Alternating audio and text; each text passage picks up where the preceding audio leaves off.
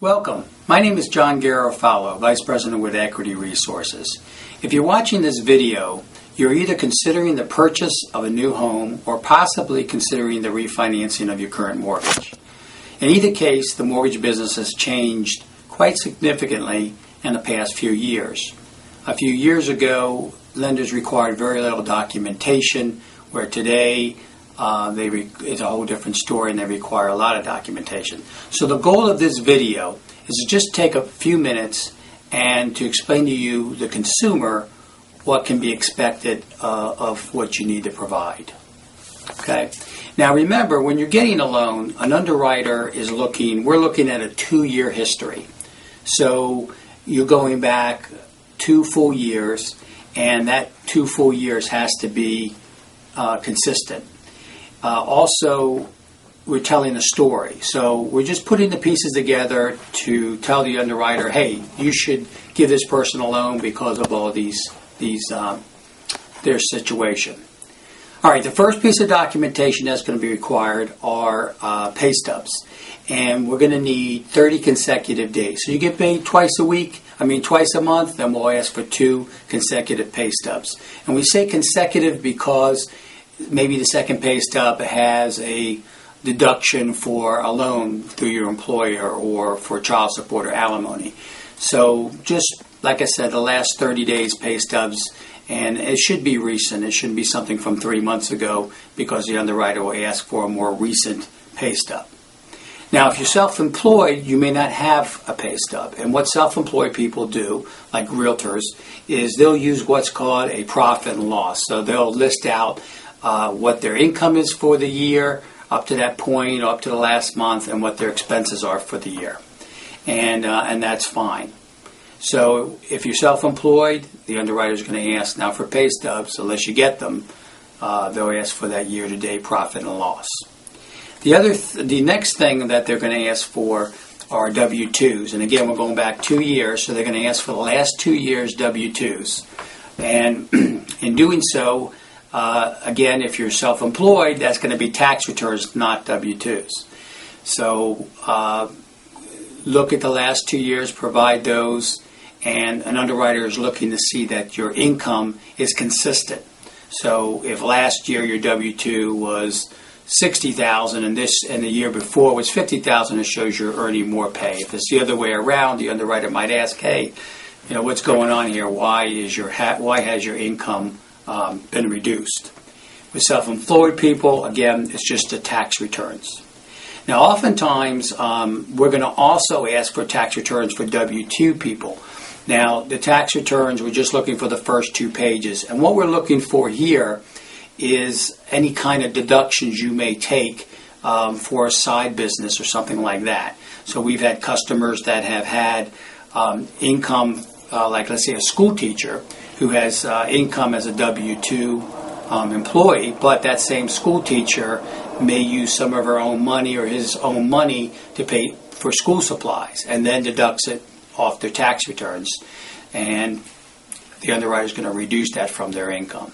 So these are things to where things have tightened up and underwriters ask for more thorough documentation and basically overturn every rock in approving your loan.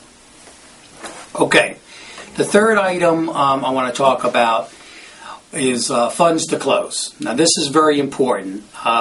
If you need $600, or I should say $6,000 to close, then we need to account for every penny of that $6,000.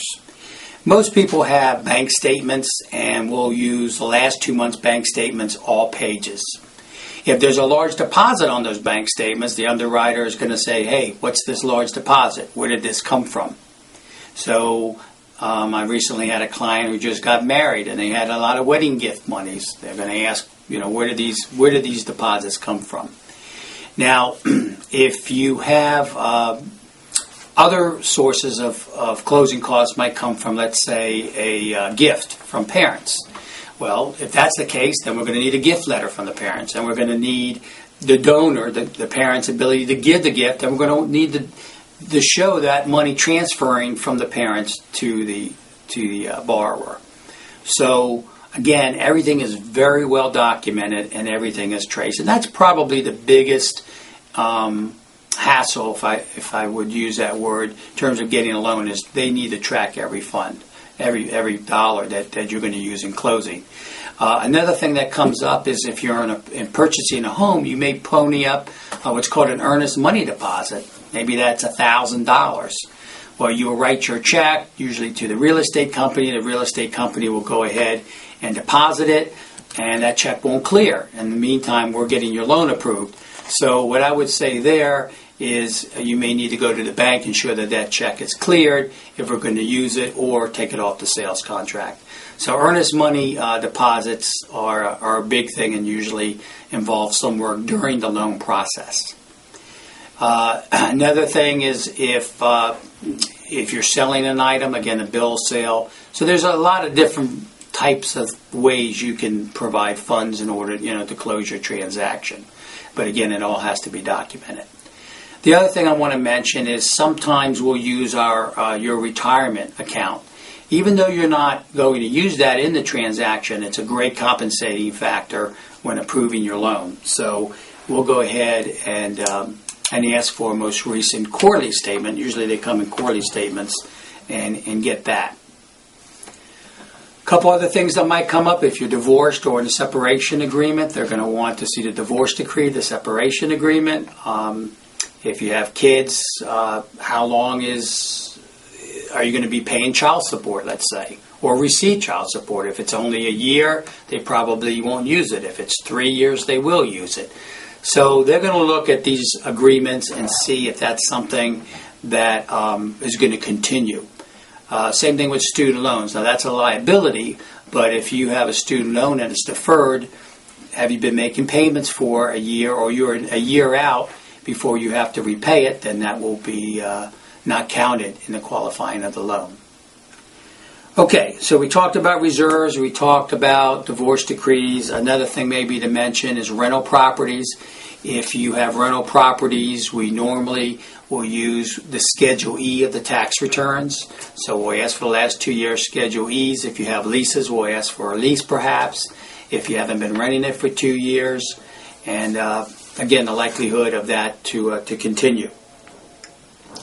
Okay, so that basically covers documentation that's needed. If you are buying a house, you write a contract. This is very important because a contract is going to tell us as an originator, who's paying what, what's the sale price, when are you going to close, are there a contingency in terms of financing. So all of these things are on the contract, and in order for us to give you a good, accurate estimation of closing costs, that contract is essential.